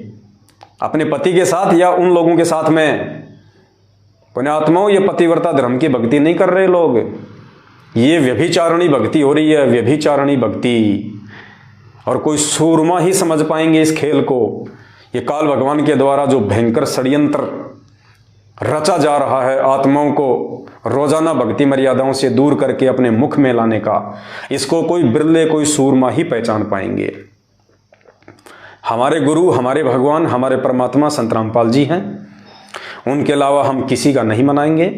ना हमने फालतू में हमारे गुरुदेव को प्रसन्न करने के लिए ये चाइनीज लाइटों की डेकोरेशन करनी है, ये दिखावा है, पाखंड है। ना हमारे गुरुदेव ने कभी की और ना हमारे गुरुदेव को ये पसंद है। अरे भगवान कोई रंग बिरंगी लाइटों से थोड़ी प्रसन्न होगा। रंग बिरंगी लाइटों से तो दुनिया भर के जीव प्रसन्न हो सकते हैं कि यार बहुत अच्छा आश्रम है यार, ठीक है यार, यहां तो आनंद सा आता है, ठीक है। तो दुनिया को हम आकर्षित कर सकते हैं, लेकिन भगवान लाइटों से आकर्षित नहीं होता, चाइनीज लाइटों से। भगवान आकर्षित होगा, भगवान प्रसन्न होगा उसकी मर्यादाओं में रह के भक्ति करने से। हमारे अंदर साधुता के लक्षण आने चाहिए, भगत के लक्षण आने चाहिए, दास के लक्षण आने चाहिए। मर्यादा में रह के हम भक्ति करेंगे, तब हमें परमात्मा प्रसन्न करेगा, चाहेगा। और तब सतगुरु की एक विशेष मेहर ऑटोमेटिक उस भगत के पास पहुंच जाएगी। एक मेहर निकलती है परमात्मा के अंदर से। गुरुदेव ने बताया सत्संग में कि जब तक तुम्हें वो मेहर नहीं मिलेगी, बात नहीं बनेगी। और मेहर कब मिलेगी? जब हम गुरुदेव के दिखाए रास्ते पे चलेंगे। तो ये स्वयं परमात्मा इस धरती पे आए हुए हैं। अगर फिर भी किसी को विश्वास नहीं है, एक छोटा सा इंटरव्यू है जो मैंने तो लिया नहीं, सतलोक आश्रम मैनेजमेंट हरियाणा वालों ने लिया है। उन्होंने अपने यूट्यूब चैनलों पे डाला है, वो ही टीवी चैनल पे चलाते हैं। लेकिन वो समझ नहीं पाते कि ये कह क्या रहे हैं, परमात्मा इनके मुख से शब्द क्या निकलवा रहे हैं। जब रामानंद जी को परमात्मा मिले, परमात्मा विचार करना, भगवान ऐसे नहीं मिलेगा हमारे को, परमात्मा ऐसे प्रसन्न नहीं होगा, हमारे अंदर ये दृढ़ता ऐसे नहीं आएगी। पुण्यात्माओं, आज तक विचार करना इस बात पे, आज तक भक्ति इतिहास में जिन जिन भगत आत्माओं को मोक्ष प्राप्त हुआ है, उनको कैसे मोक्ष प्राप्त हुआ है? उनको जो सतगुरु आके मिला था, जिसने नाम दिया था, ज्ञान दिया था, वो खुद परमात्मा था। यानी उन आत्माओं का सतगुरु और उन आत्माओं का भगवान एक ही था। तब उन आत्माओं ने मोक्ष प्राप्त किया। और जब तक ऐसा हमारे साथ नहीं होगा, हम मोक्ष प्राप्त नहीं कर सकते। उन सभी आत्माओं ने गुरु को और भगवान को एक ही माना, दो नहीं माना। और आज हमें ये बातें समझाने के लिए गुरुदेव ने उन आत्माओं का सहारा लिया, उन कथाओं का सहारा लिया। कैसे? आदरणीय धर्मदास जी को परमात्मा कबीर साहब सतलोक से चल के जिंदा महात्मा के रूप में मथुरा में मिले, और कुछ समय बाद में उन्होंने गरीबदास जी को नाम दे दिया, उनको धर्मदास जी को नाम दे दिया। धर्मदास जी के सतगुरु कौन थे? कबीर जी। और भगवान कौन थे? वो ही कबीर जी, जिन्होंने धर्मदास जी को आके नाम दिया। और इस बात को प्रमाणित करने के लिए धर्मदास की आत्मा को जिंदा महात्मा के रूप में उनका गुरु सतलोक लेके जाता है। और सतलोक में धर्मदास जी ने देखा कि वहां पे सिंहासन पे एक महापुरुष बैठा हुआ है। थोड़ी देर बाद में जो नीचे से जो धर्मदास जी के जो सतगुरु गए थे, वो पहले से विराजमान परमात्मा पे चवर कर रहे हैं। तो धर्मदास ने सोचा कि ये जो नीचे से जो आया है मेरे साथ में, मेरा गुरु, ये तो यहाँ का कोई नौकर है, भगवान तो ये है जिस पे मेरा गुरु चवर कर रहा है। धर्मदास ऐसा सोच ही रहा था। इतने में वो परमात्मा जो था, जिसको धर्मदास समझ रहा था, वो तो वहां से उठा, और जो नीचे से जो धर्मदास की आत्मा को लेके गया था उनका गुरु, वो सिंहासन पे जाके बैठ गया। और धर्मदास ने देखा, रे ये क्या, ये जो मेरे साथ नीचे से गया था, ये सिंहासन पे बैठ गया। और वो पहले से जो भगवान मान रहा था धर्मदास, वो खड़ा होके धर्मदास के सतगुरु के ऊपर चवर कर रहा है। और देखते ही देखते थोड़ी देर में वो चवर करने वाला भगवान धर्मदास जी के सतगुरु देव जी के अंदर समा गया, जो नीचे से गया था। और अकेले धर्मदास जी के सतगुरु ही उस अनंत कोटि ब्रह्मांड के सिंहासन पे, सतलोक के सिंहासन पे बैठे हैं। धर्मदास जी के तो आंखें फट गई। ओहो, ये भगवान है जिसने नीचे आके मुझे नाम दिया, मुझे ज्ञान दिया, ये सतलोक का राजा, ये भगवान। धर्मदास ने खुशी मनाई कि मेरा तो भगवान भी एक और मेरा तो गुरु भी एक। और वापस धर्मदास की आत्मा को नीचे भेजा, और धर्मदास को विश्वास हो गया कि गुरु में और भगवान में कोई अंतर नहीं है। अगर मोक्ष प्राप्त करना है तो गुरु को ही भगवान मानना पड़ेगा। तो धर्मदास का गुरु एक, धर्मदास का भगवान एक। तब धर्मदास का मोक्ष हुआ। उसके बाद में आदरणीय गरीबदास जी महाराज, उनको नाम दीक्षा किसने दी? कबीर जी ने, सतगुरु के रूप में, नला नामक खेत में। उस समय तक गरीबदास जी समझ रहे थे कि ये बाबा जी कोई और है, और ये सतलोक की जो जानकारी दे रहे हैं वो भगवान कोई और है। तो गरीबदास जी का ये भ्रम मिटाने के लिए गरीबदास जी की आत्मा को निकाल के वो सतलोक ले गए। और वहां सेम टू सेम लीला गरीबदास जी के साथ हुई। पहले से वहां पे एक महात्मा विराजमान थे, गरीबदास जी के साथ में उनके जो सतगुरु गए थे वो उसके ऊपर चवर करने लगे। तो गरीबदास जी ने सोचा कि भाई देखो, ये जो मेरे साथ में आया है ना, ये तो यहाँ का कोई नौकर है, और भगवान तो ये है जो सिंहासन पे बैठा है, जिसको ये मेरे गुरुजी भी चवर कर रहे हैं। थोड़ी देर में वो महात्मा वहां से उठा, गरीबदास जी का गुरु सिंहासन पे बैठा और वो महात्मा गरीबदास जी के गुरु जी पे चवर कर रहे हैं। गरीबदास ने देखा ये क्या हो गया भाई, और ये भगवान मेरे गुरु जी पे चवर कर रहा है।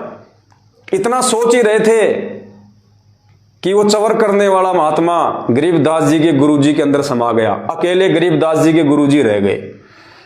गरीबदास जी को यकीन हो गया कि मेरे को जिसने नीचे नाम दिया था, जो मेरे को ऊपर लेके आया, अरे भगवान भी वही, गुरु भी वही, और कोई दूसरा है ही नहीं। तो गरीबदास जी का गुरु एक, गरीबदास जी का भगवान एक, तब उनका मोक्ष हुआ।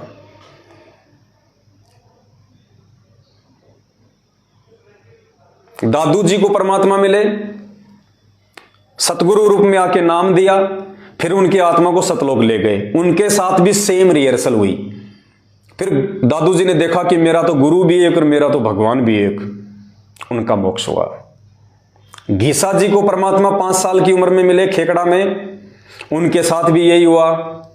उन्होंने भी सतलोक में यही सब कुछ देखा और उनको भी पक्का यकीन हो गया कि मेरा तो गुरु भी एक और मेरा तो भगवान भी एक।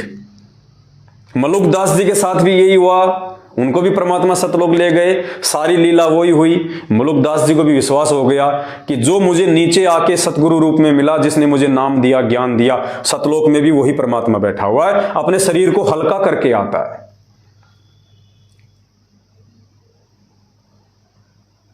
650 साल पहले काशी में पंडित रामानंद जी के साथ में भी परमात्मा ने यही किया। नीचे से उनकी आत्मा को ले गए, सारे ब्रह्मांड दिखाए, सतलोक में ले गए और सतलोक में सेम टू सेम यही लीला हुई। और नीचे जब उनकी आत्मा को छोड़ा तो 5 वर्ष के रूप में वही परमात्मा सामने खड़ा है जो सतलोक के सिंहासन पे बैठा था। तो रामानंद जी को पक्का यकीन हो गया और रामानंद जी ने क्या कहा, दहू ठोर है एक तू, दहू ठोर है एक तू, कि परमात्मा दोनों जगह, ठोर मानी जगह और दहू मानी दो, दोनों जगह आप ही हो।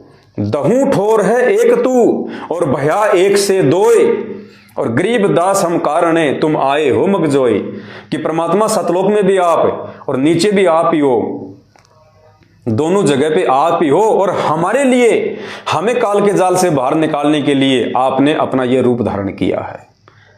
तो पुण्यात्माओं, आज से पहले जिन जिन संतों का, महात्माओं का परमात्मा हमें उदाहरण देते हैं, जिनको परमात्मा ने सतलोक दिखाया, और सतलोक देखने के बाद में उन पुण्यात्माओं ने विचार किया कि भगवान भी वही और गुरु भी वही।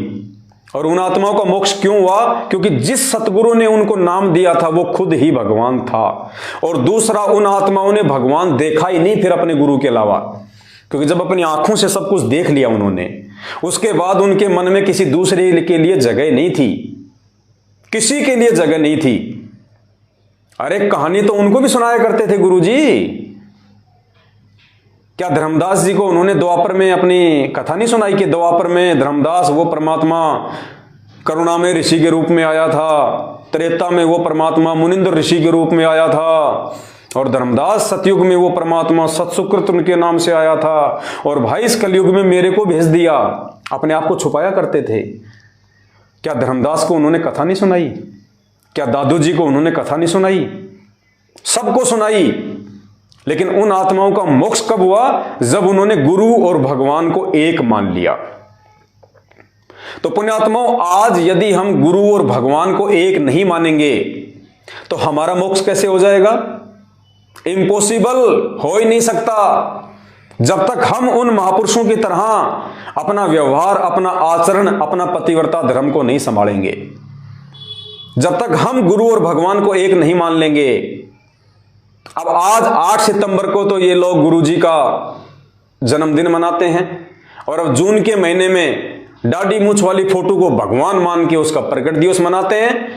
अरे दो तो छोड़ो, गरीबदास जी को और घुसेड़ दिया बीच में, 3 भगवान हो गए, 3।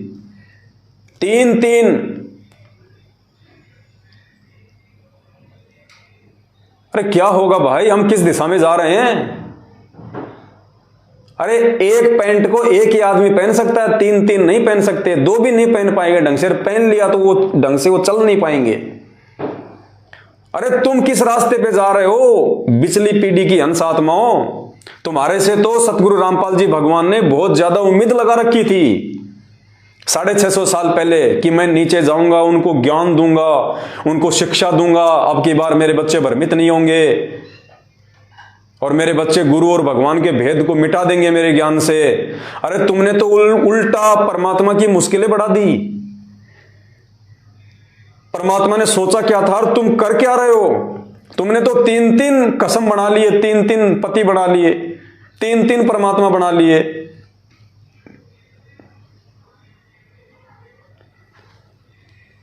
पुण्यात्माओं, अब आपको बताते हैं कि वो परमात्मा एक है या दो है, मुझे कभी और वो परमात्मा खुद नहीं बताएगा। आज ये बात है, आज सतगुरु रामपाल जी भगवान वैसा ही बताएंगे जैसा वो पहले वाली आत्माओं को बताया करते थे।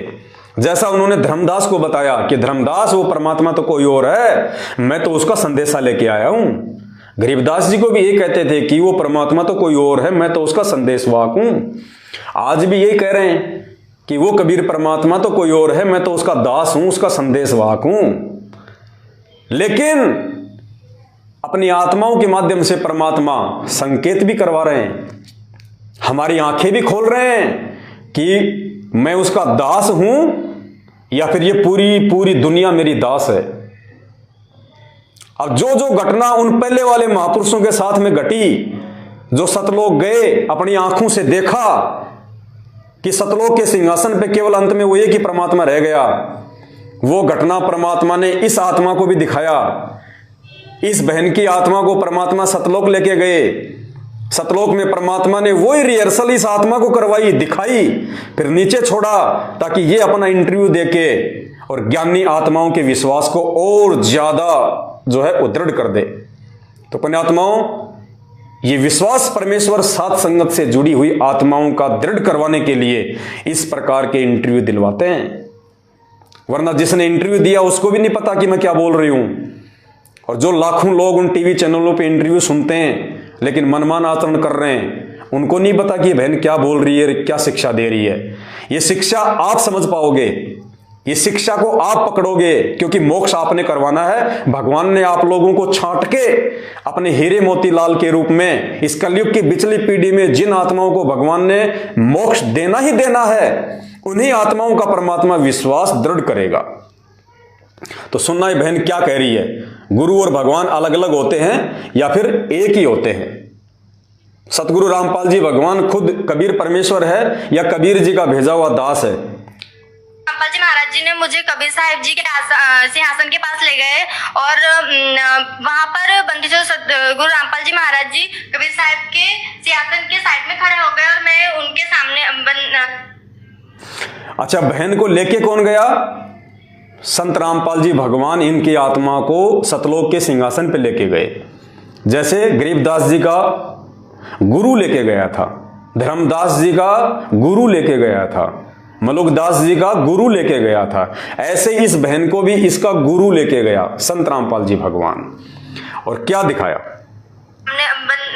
कबीर साहिब के सामने खड़ी थी। रामपाल जी महाराज जी ने मुझे कबीर साहिब जी के सिंहासन के पास ले गए और वहां पर बंदी जो गुरु रामपाल जी महाराज जी कबीर साहिब के सिंहासन के साइड में खड़े हो गए और मैं उनके सामने कबीर साहिब के सामने खड़ी थी। तो क्या हुआ, देखते ही देखते क्या हुआ कि बंदी छोड़ सतगुरु रामपाल जी महाराज कबीर साहिब के शरीर में समा गए और फिर अकेले कबीर परमात्मा रह गए। फिर कबीर परमात्मा का शरीर बंदी छोड़ सतगुरु रामपाल जी महाराज जी के रूप में चेंज हो गया। फिर बंदी छोड़ सतगुरु रामपाल जी महाराज जी कबीर साहिब के रूप में चेंज हो गए। फिर तब मुझे वहां पर समझ आया कि जो बंदी छोड़ सतगुरु रामपाल जी महाराज जी हमारे बीच यहाँ धरती पर रह रहे हैं, यही खुद कबीर परमात्मा है और यही भगवान है जिसे मैं बचपन से तलाश रही। अपने आत्मा, मैं तो नहीं कह रहा ये, मैंने तो इंटरव्यू नहीं दिया, ना मैंने इंटरव्यू लिया। इंटरव्यू देने वाले सतलोक आश्रम मैनेजमेंट हरियाणा से जुड़े हुए हैं, इंटरव्यू लेने वाले सतलोक आश्रम मैनेजमेंट हरियाणा वाले हैं। मैं तो आप लोगों को दिखा रहा हूं कि भगवान की पहचान कर लो, सतगुरु को पहचान लो, इसे परमात्मा का कोई दास समझ के भूल मत करना। ये खुद साक्षात धरती पे परमेश्वर उतरे हुए हैं।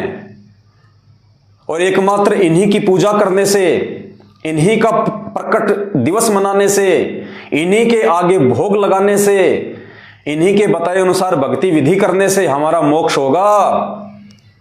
गरीबदास जी की शोभा यात्रा निकालने से, संत रामपाल जी का बोध दिवस मनाने से, कबीर जी दाढ़ी मूंछ वाले का प्रकट दिवस मनाने से और लड्डू जलेबी के चक्कर में धक्के खाने से मोक्ष कभी जिंदगी में नहीं होगा। अपना इतना बड़ा बिगाड़ कर लोगे, इतना बड़ा बिगाड़ कर लोगे, दोबारा इसकी भरपाई नहीं हो पाएगी। ये एक बार समय हाथ से निकल गया, काल भगवान साइड में गधा बना के छोड़ देगा, फिर कोई लेना देना नहीं है। तो दास की तो हाथ जोड़ के विनती है आप सभी भाई बहनों से, केवल समझा सकते हैं आप सबको। मानना या ना मानना ये आपके ज्ञान आधार और आपके भक्ति संस्कारों के ऊपर निर्भर करेगा। जब तक परमात्मा ने सांसें दे रखी है तब तक हम संदेशें देते रहेंगे, भाई बहनों को जगाते रहेंगे, गुरु को ही भगवान साबित करते रहेंगे, आपको परमेश्वर के लिए दृढ़ करते रहेंगे। और जब तक ये दृढ़ता हमारे अंदर नहीं आएगी, जब तक हम अपनी अंतरात्मा से, दिलो दिमाग से इस बात का निष्कर्ष नहीं निकाल लेंगे कि सतगुरु रामपाल जी ही खुद कबीर परमात्मा है, खुद भगवान है, इनके अलावा दूसरा धरती पे कोई नहीं है, और इनके अलावा किसी का भी बोध दिवस मनाना तो उनका भी नहीं, हमने गुरुदेव का भी बोध दिवस नहीं मनाना है, सिवाय उनके प्रकट दिवस के 8 सितंबर के। और अन्य दूसरे संतों का ये बोध दिवस मनाना, उनका प्रकट दिवस मनाना, पुण्यात्माओं बहुत भयंकर चाल काल भगवान अपने ही भगत भाई बहनों के माध्यम से तुम्हारे को ठगने के लिए चल रहा है। अगर समय रहते उस चंगुल से बाहर निकल जाओगे तो निकल जाओगे, और मुझे पता है इस बात का भी पुण्यात्माओं कि सभी नहीं निकल पाएंगे।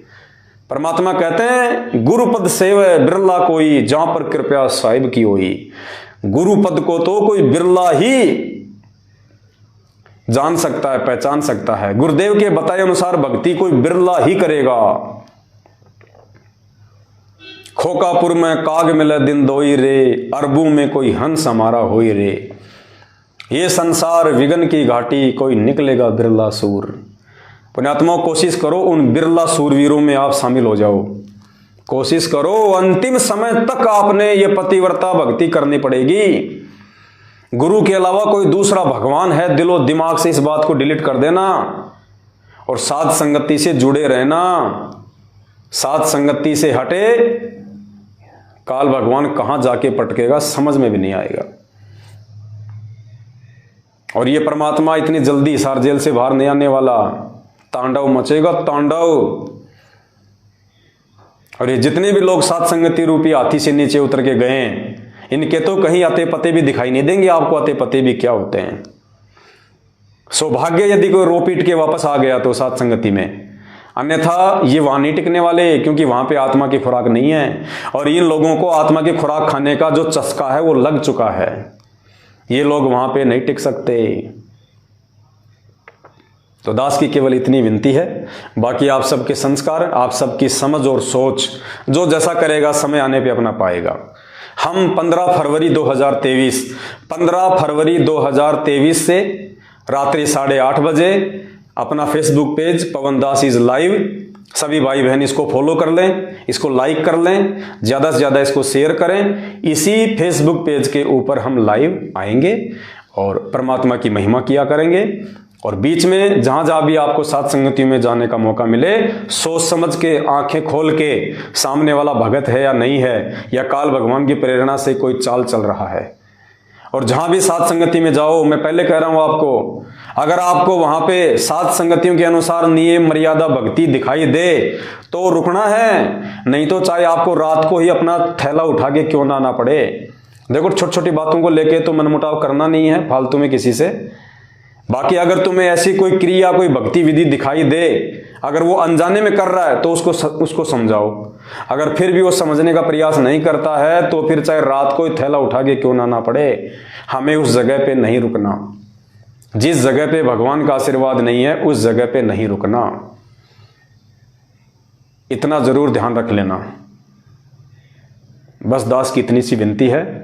बीच में फिर लाइव आएंगे, लेकिन 15 मार्च ओ सॉरी, दास ने 15 फरवरी बोल दिया ना, उसके लिए दास माफी चाहता है। 15 मार्च 2023, यानी ये जो महीना चल रहा है ना, इसी महीने में आज 1 मार्च है, हम 15 मार्च 2023 को रात्रि 8:30 बजे ज्ञान गंगा के ऊपर लाइव आएंगे। और बीच में यदि आवश्यकता पड़ी, कोई संदेशा सभी भाई बहनों को देना पड़ा, तो हम जरूर देंगे। बस इतनी सी विनती है, कोई गलती हो तो दास को क्षमा करना। बंदी छोड़ सतगुरु रामपाल जी भगवान की जय हो।